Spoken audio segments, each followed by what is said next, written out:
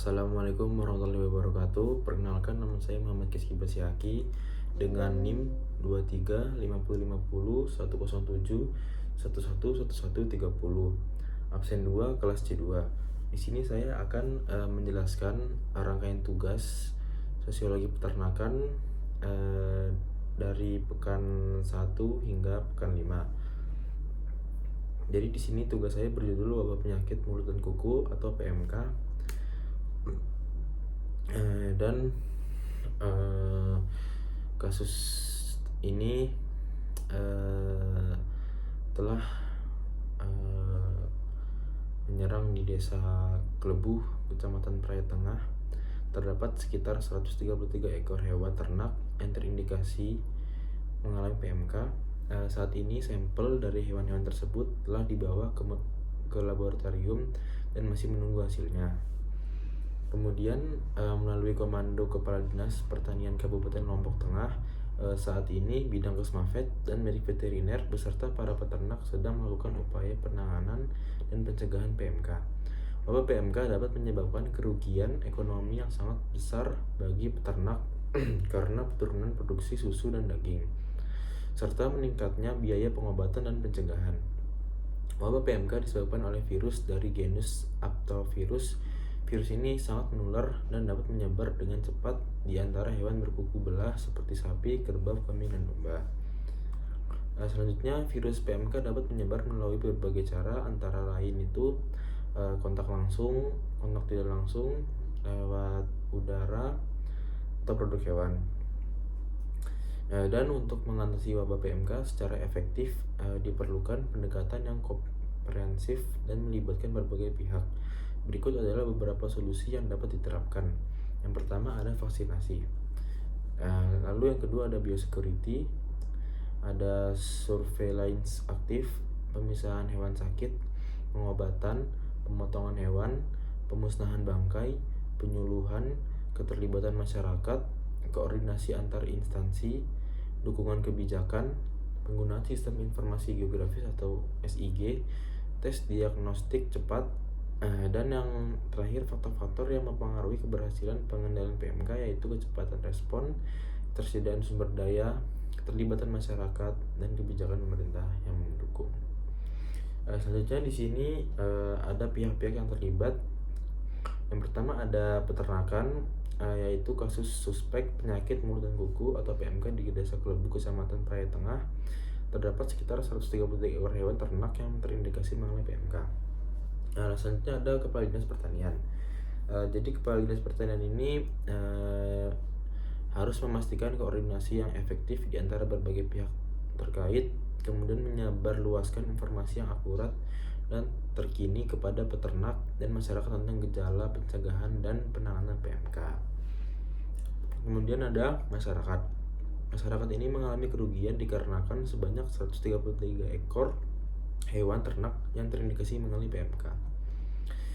Selanjutnya ada Kesmafet. Kesmafet ini melakukan surveillance untuk mendeteksi kasus PMK di lapangan dengan memantau gejala klinis pada hewan ternak, lalu melakukan pemeriksaan laboratorium untuk memastikan diagnosis PMK dan membedakannya dari penyakit lainnya yang memiliki gejala serupa.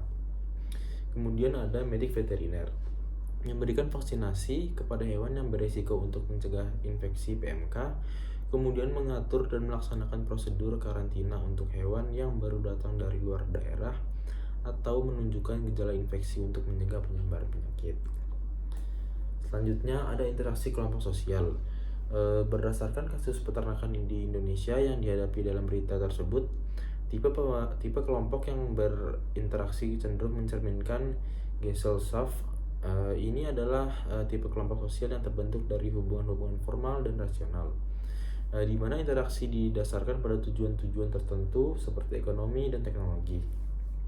Dalam kasus ini, pihak-pihak yang berinteraksi bekerja sama untuk membantu masyarakat dan peternak yang terkena musibah, yaitu hewan ternak mereka yang terkena PMK atau penyakit mulut dan kuku. Selanjutnya ada dinamika kelompok. Kestabilan kelompok yang terlibat dalam kasus ini cenderung cukup tinggi. Hal ini dikarenakan adanya struktur kerja yang jelas, regulasi yang mendukung, dan adanya solusi untuk kasus tersebut. Eh, Contoh dari solusi-solusinya itu yaitu melakukan pengobatan terhadap hewan ternak yang sakit, melakukan penyemprotan disinfektan dan di lokasi-lokasi peternakan terutama di pasar-pasar hewan, dan melakukan monitoring dan evaluasi. Selanjutnya ini ada cultural universal. Jadi ada beberapa unsur-unsur kultural universal dalam kasus ini. Yang pertama ada mata pencaharian dan sistem ekonomi, yang sebagian masyarakat di sana adalah peternak sapi dalam membantu ekonominya. Namun karena masalah penyakit PMK ini memungkinkan terganggunya ekonomi mereka. Yang kedua ada sistem kemasyarakatan. Karena minimnya komunikasi, terdapat interaksi antar peternak dan pemerintah yang kurang, sehingga menyebabkan masalah PMK ini terlambat ditangani. Lalu yang ketiga ada sistem pengetahuan. Kebanyakan masyarakat di sana masih kurang dalam ilmu penanganan penyakit PMK tersebut, sehingga banyak hewan ternak yang terlambat ditangani. Kemudian ada stratifikasi sosial. Dalam kasus PMK yang saya angkat, terdapat beberapa pihak yang berperan dalam industri peternakan yang dapat dikelompokkan ke dalam strata sosial tertentu berdasarkan peran mereka dalam ekonomi, kekuasaan, dan status sosialnya. Yang pertama ini peternak. Peternak yang karena terkena dampak langsung dari wabah berada pada strata sosial menengah hingga bawah dalam industri peternakan. Mereka tergantung pada ternak sebagai sumber pendapatan utama.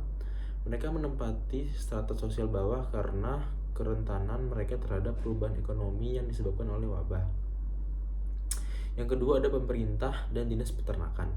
Dinas peternakan dan pemerintah di daerah menempati strata sosial yang lebih tinggi karena mereka memiliki kekuasaan dalam hal regulasi, pengawasan, dan pengembalian keputusan. Mereka memiliki otoritas dan kendali yang lebih besar atas industri peternakan dibandingkan dengan peternak individual. Yang ketiga ada rumah potong hewan atau RPH.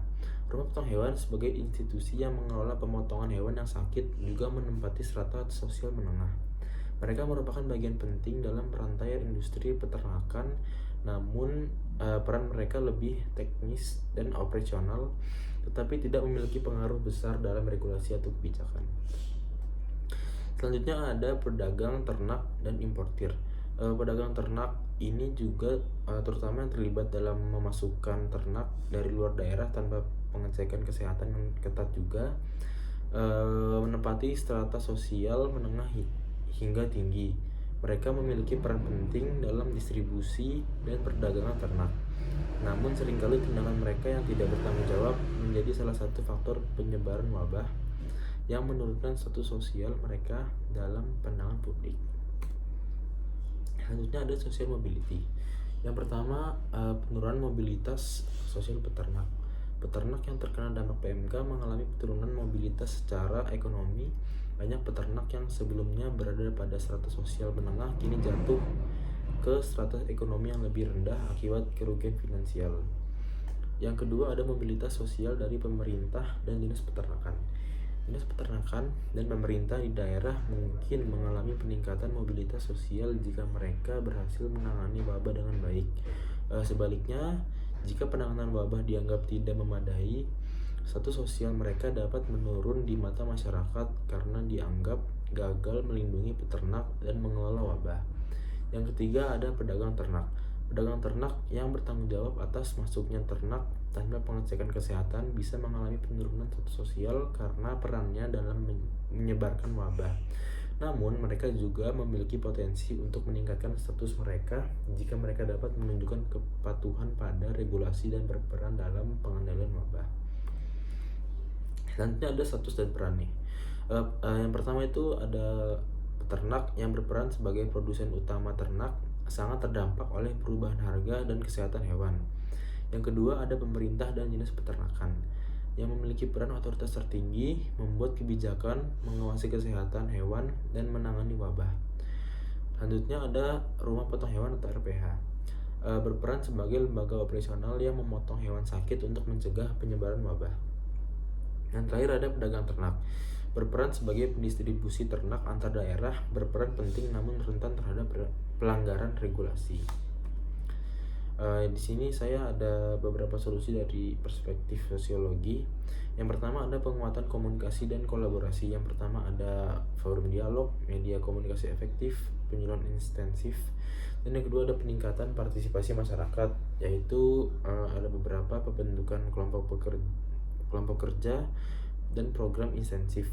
Yang ketiga ada penguatan lembaga sosial, penguatan koperasi, pemberdayaan organisasi masyarakat. Yang keempat ada penyesuaian kebijakan publik, yaitu ada evaluasi kebijakan, inovasi kebijakan.